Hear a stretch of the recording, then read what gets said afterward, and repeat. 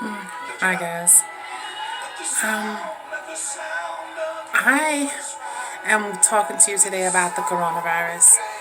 I don't profess to know anything about it, to be honest with you, except for which I've been educated on through the news, and not even through the news, through my church, through the building where I live.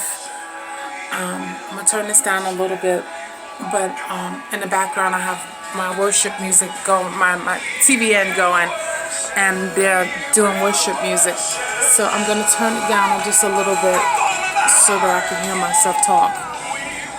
And this is what I do all day, every day, is listen to the Word of God. And so my best friend who's a nurse, Simone, she told me, she says, Siamata, promise me you'll start watching the news. And with reluctance, I was like, yeah, okay, girl. Because my thing is, I'm not going to live in fear about what the world has to say about anything. I will use precaution.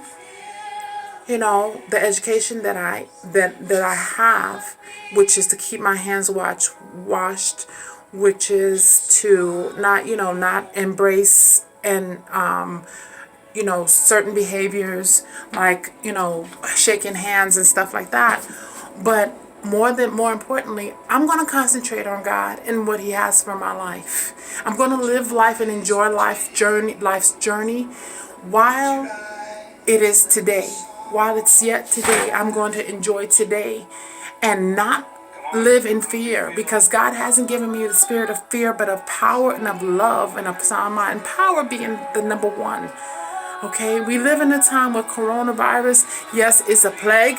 I didn't even know, for example, that Yonkers was, under, military guard. I didn't even know that until just now, because I don't watch the news.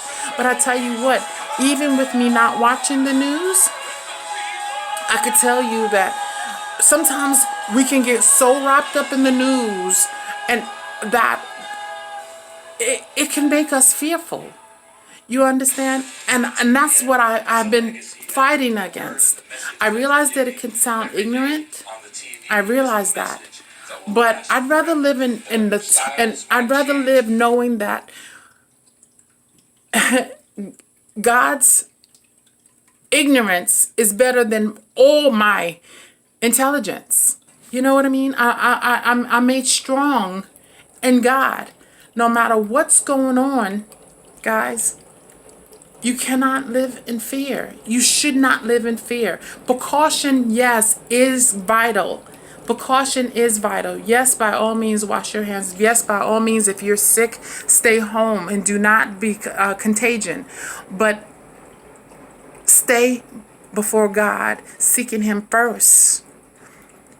Stay. If you are a Christian, especially, this is the time for us to stand up and be known as that people who will not fear, who still will go on, wherever it takes for us to go and worship and otherwise, to